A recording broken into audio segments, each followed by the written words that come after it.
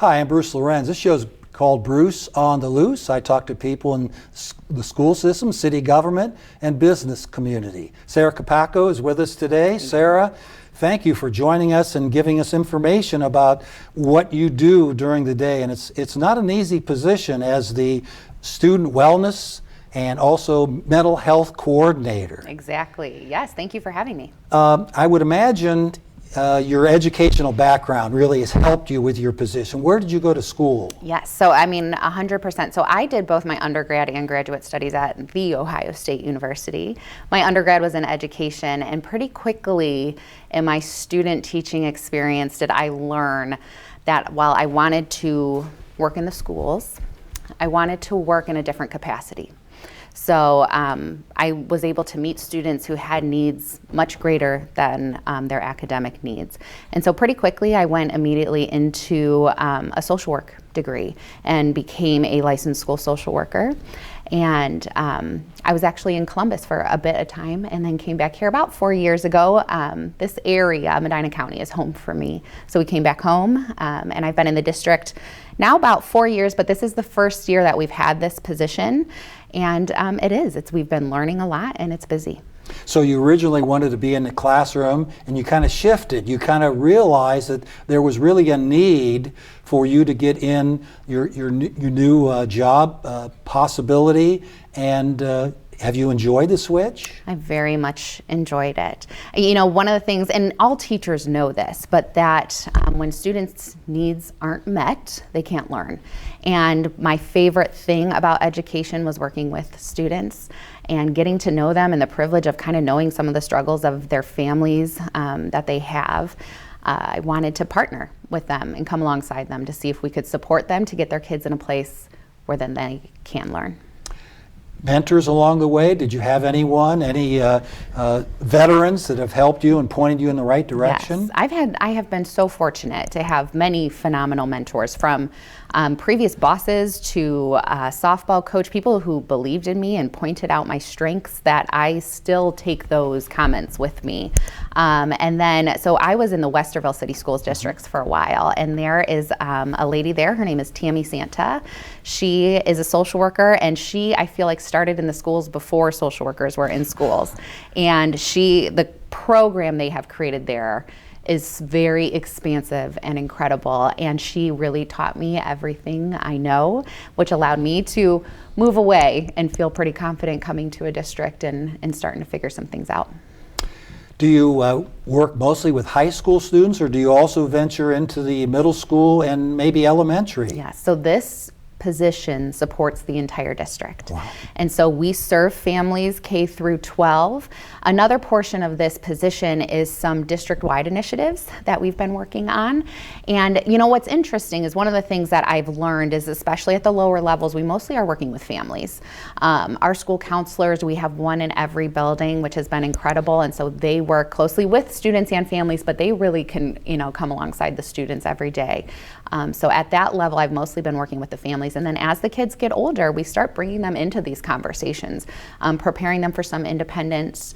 And also sometimes too, some of the challenges are within the student at that age. And so we work with them on kind of overcoming some of their hurdles to be successful.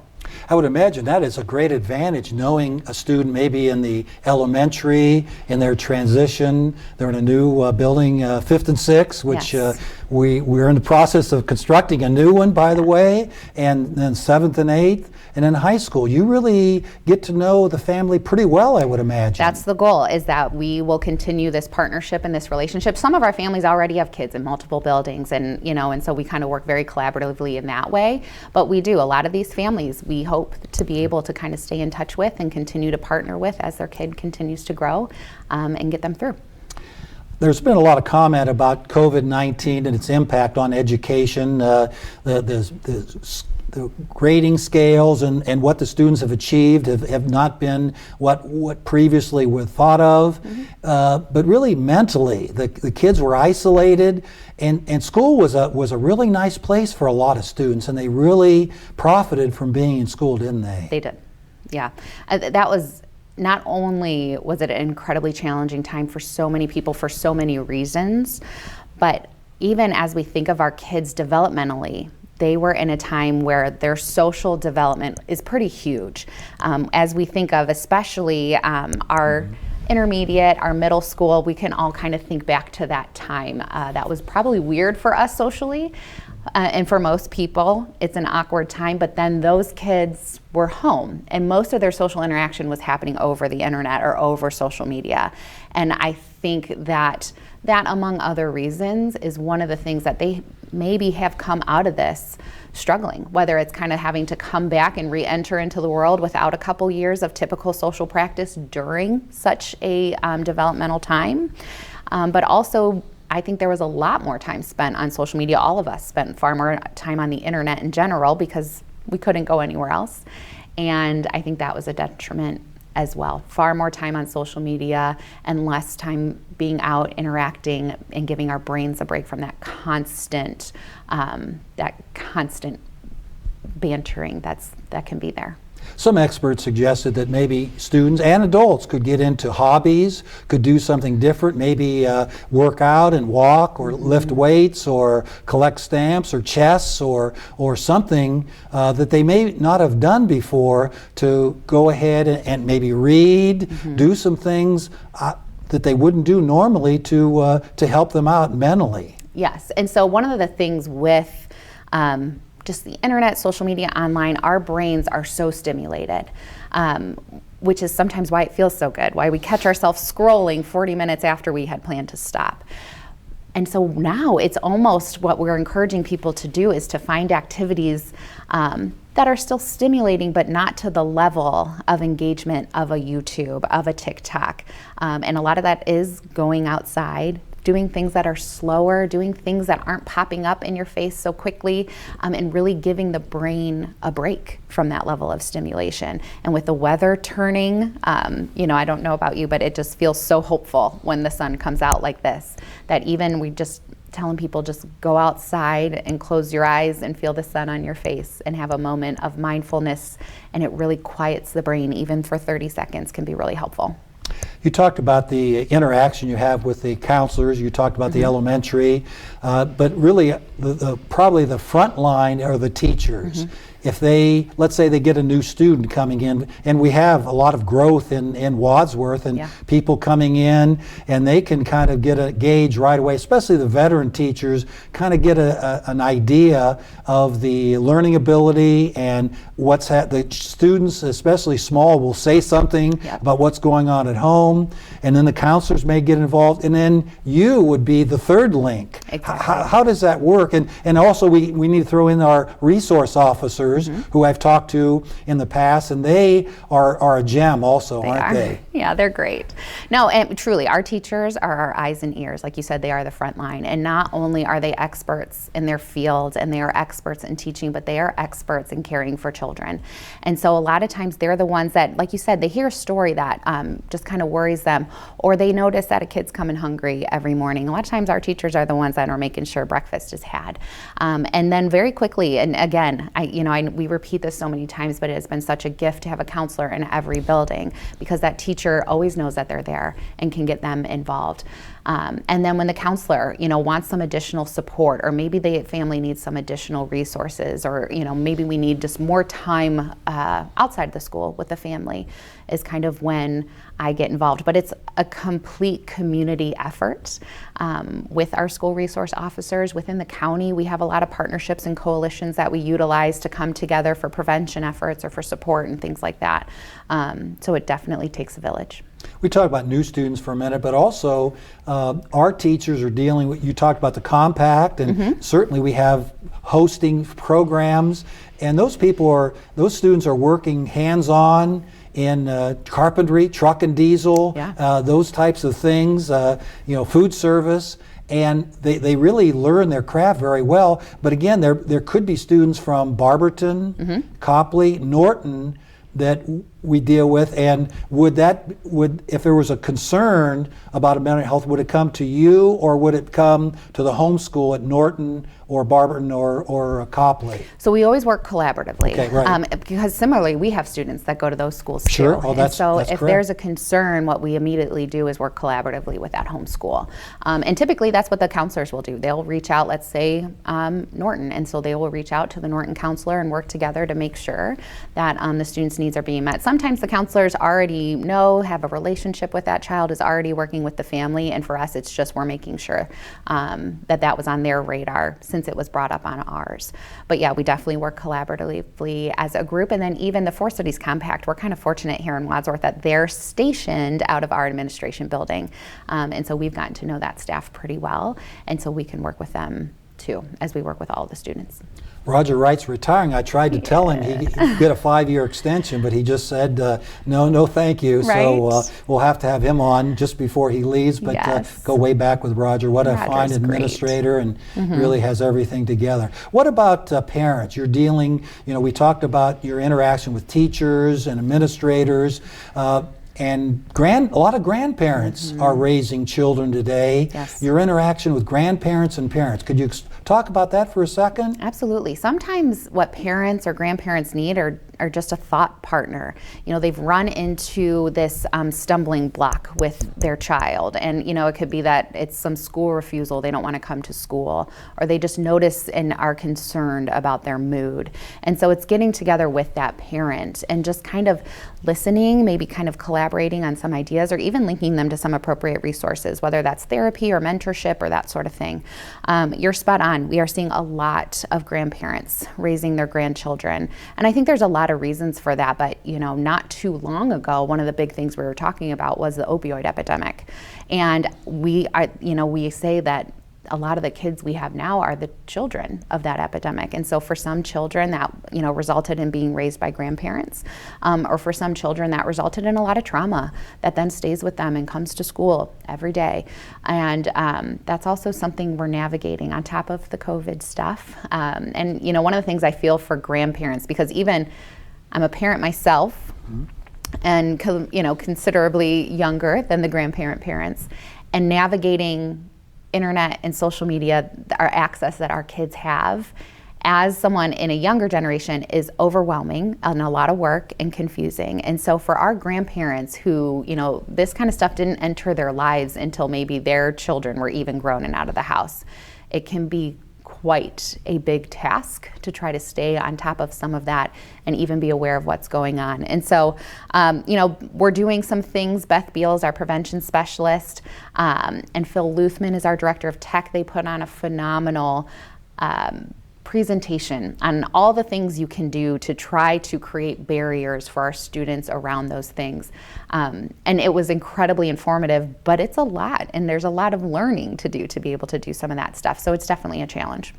Not only would the mode be an impediment to grandparents or parents sometimes, but also just knowing, if they grew up, in the 40s or 50s, some of these programs weren't even believed to have started back then, and now they're very, very important. And the county and the city and the state really recognizes now that mental health is a real issue, don't they? Yes, and and that's the thing too, is constantly trying to stay up on what resources are available to meet what needs, and that can change sometimes based on grant funding and state funding. It comes and then it goes, and so really, working on us trying to stay up to date on what that is, so that we can inform our families what's available. And part of that too is just our community connections, and those folks, Salvation Army, Wadsworth Fish, Job and Family Services, have been incredible, where they keep us informed, or sometimes we just call them and say, we have this need, what is going on? Do you have something? And not only that, we've been able to even create partnerships. So a new partnership we have now is with Cornerstone Psychological. They have a location here in Wadsworth, they have one in Medina and Barberton, and they are helping us with a need. We had a need of in school-based therapy. And so we've had partnerships, and we still do, with Red Oak Counseling as well as Belfair, but we had more students than we had therapists, which a lot of agencies are finding right now. So Cornerstone has really stepped up to provide a need for us, to fill that. And even, they've been an incredible partner so far, where we call them with a very unique, strange situation that they've been able to help, whether it's insurance or funding or cost or custody. Sometimes things come up that we haven't had to navigate before. And Cornerstone has really stepped up to make sure that they're meeting the needs of kids in our community. Well, they're the experts, and if they haven't dealt with that before, they'll call someone, and they have their resources and try to figure it out. No question about it. Right. What about your role in Be Kind Wadsworth? I talked to the principal, Vincent Suber, and he says, "Oh, you got to talk to Sara. She is the head of that fine organization." What is Be Kind Wadsworth? So Be Kind Wadsworth was born this year. One of the things that our school board has been very invested in is mental health. They've done a phenomenal job being at the forefront of that, and in that created a mental health committee. And they have been meeting for years, and they would have topics, and in that came a lot of things. In that came the creation of this position and more counselors. But also in that were opportunities to talk about what's going on with our kids. And too often we were hearing from people that my kid's not being treated nicely in school. And then we would hear, someone didn't act very nicely at this meeting or at this business. And a lot of that was during the pandemic, where fear was high, stress was high. It was a difficult time for a lot of people for a lot of reasons. A lot of changes every day. So many changes. The school is open, it's closed. Correct. It's, can your business be open? Can virtual, it be closed? Yes. And there was just a lot going on with folks. And I think that stress led to some unkind behaviors. And so we thought, listen, we cannot control maybe our whole country, and we can maybe not even control the entire state of Ohio, but what we can do is say, here in Wadsworth, we believe in being kind. And so we just have this group of dedicated folks, not just from the school. We have representation from the mayor's office, from the library, from our religious organizations, from parents, and we have all come together, and we've done fun initiatives throughout the year. And our goal, truly, simply, is to promote kindness and to ask people to be kind often and on purpose, and even when you don't feel like it. Because we truly believe that the way we treat each other changes the culture and the climate. And if you live in a culture and a climate that is kind and supportive, then you are halfway there for what you need in terms of feeling okay in your mental health. And it really can pop up all of a sudden. I went to get a pizza at a local restaurant, and the gentleman right next to me said, "I'm buying your pizza." Fantastic. I said, "You're kidding me. What did I do?" He says, "No." He says, "I don't know, but I'm going to buy your pizza." Yes. He says, "But the only thing is you have to pass it on." Yes. So then I went to the next week to a restaurant, and there was a gentleman there kind of by himself, and I told the waitress I want his tab and I'll take care of it. And I said, "You make sure he passes it on." So little things like that can grow, and it made me feel so good that someone thought so much of me and my wife to go ahead and take care of it. And it wasn't thousands of dollars. It was $15. But he took care of it, and it made me feel so good. And truly, and that's the thing with kindness, is the ripple can literally be endless. Because not only did it probably feel good for him, right? When we perform acts of kindness, we feel good. And then it felt incredible for you and your wife. But even the person selling that pizza noticed and saw that. And so we, and you went ahead and paid for someone else's, and we don't know what they did with that, or the waitress that said, "Wow, that was really nice of that person." And so that impacted her, and we don't know what then she went on to do. And again, it's one of those things that can sound so cheesy, but I really believe so strongly that that waitress, maybe it could have shifted her day, and then she smiled at some people who really needed a smile that day, or just said a nice comment, and that person really needed that, and they took that home to their kids and were able to have a better bedtime. Or, truly, even just the simplest things. And so we believe that kindness, again, while simple, is so powerful and free, and something we can do at any time. Pretty good pun there, Sara. Cheesy pizza, that was really good. That must be where my brain went. I'll tell you what, it sure must have. I'm a firm believer in activities, and we've touched on it before, and it doesn't matter what everyone thinks of sports right away. And sports, don't get me wrong, I still umpire, it's great, but chess club, investment club, Dragons and Dungeons. Yes, Dungeons and Dragons. Dungeons and Dragons. It doesn't matter what sewing, a crochet club. It doesn't matter what activity. Backstage at the theater. Absolutely. My daughters were involved in that, and then they got into roles later, because it brings up your ego. You're thought of is very important, and the people around you uplift you, and it's very positive, isn't it? Absolutely. And so, and the thing that's exciting is there's more and more research coming out to support exactly that.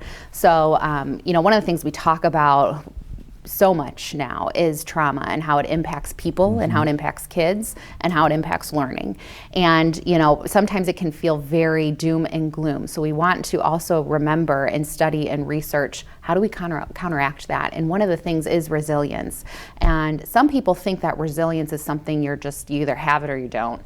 But what we've learned is you can teach resilience, and we have to teach resilience. And resilience is 5 things. It's a connection to school, a connection to community, the ability to self-regulate, a hope, and a purpose. And so that connection to community is essential.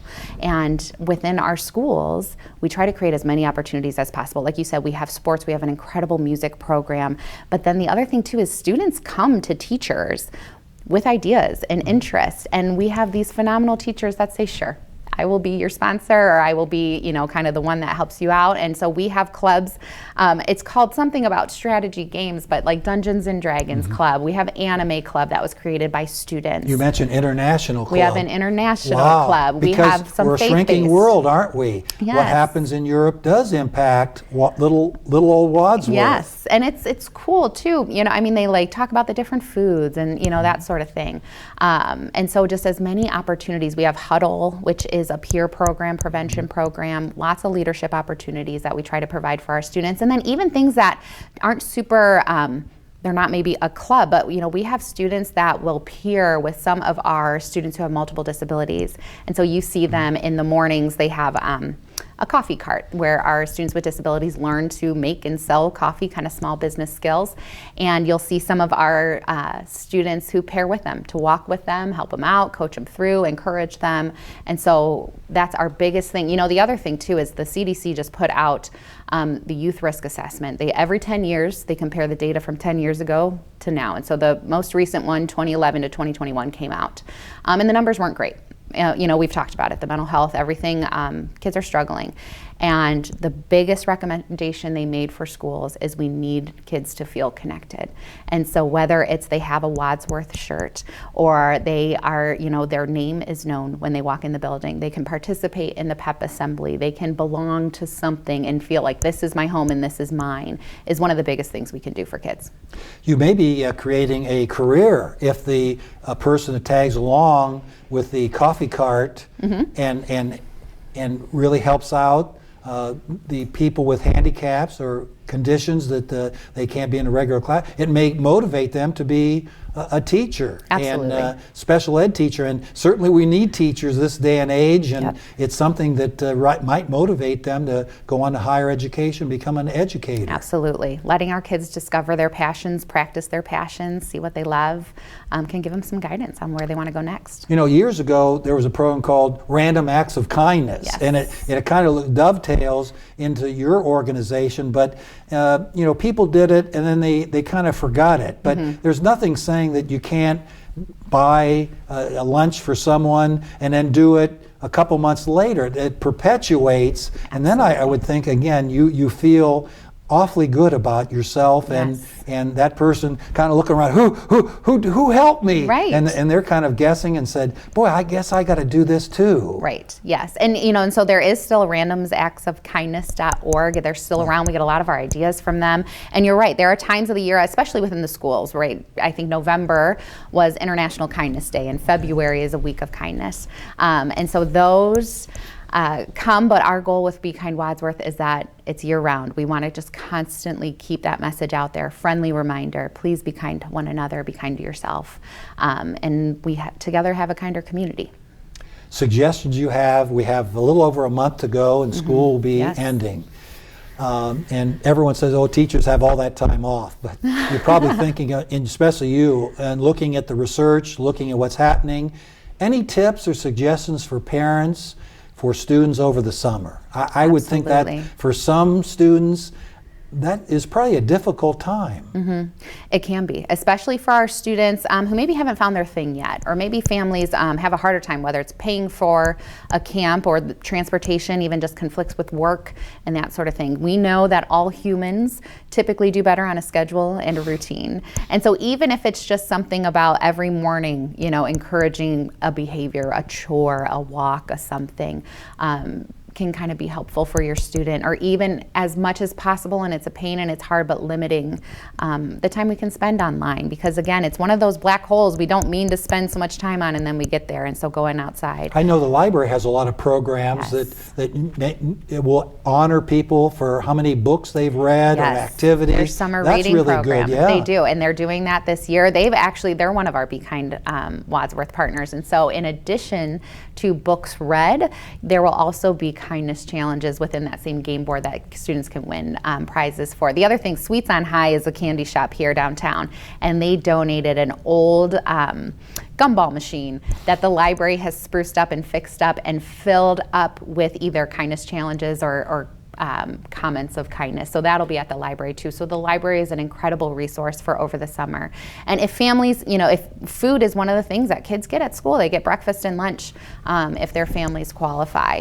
And so for our families, we really want to make sure that they know of all the different food resources in Wadsworth. There's Salvation Army, there's the Fish, there is St. Vincent de Paul, there's also Discover Church. And so one of the things with Wadsworth that is incredible is every single day of the week, Monday through Friday, there's somewhere to get food.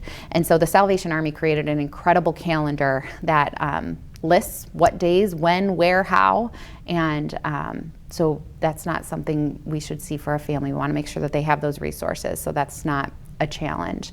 And then two, we just learned literally this morning, the Ohio Department of Education has put out a credit for families who meet 400% of the poverty level. So for example, a family of four, I believe it's $124,000 household income, can receive $1,000 for extracurricular activities, whether it's tutoring, summer camps, and so I believe they're calling it the ACE program. You can look that up online. It's truly breaking news for me, but was very excited and want to make sure people know about it. And then two, we are also continuing with our Be Kind Wadsworth. You'll see us in the parade.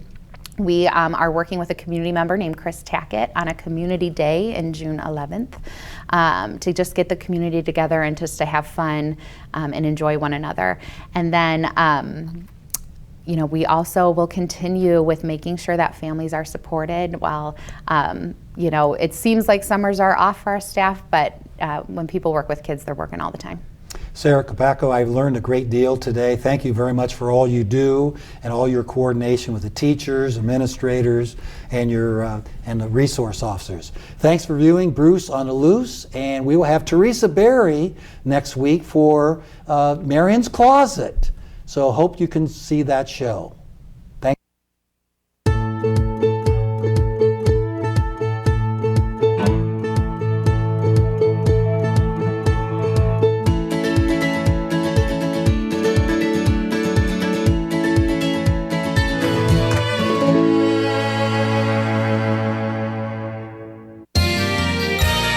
You are watching WCTV, Wadsworth Community Television.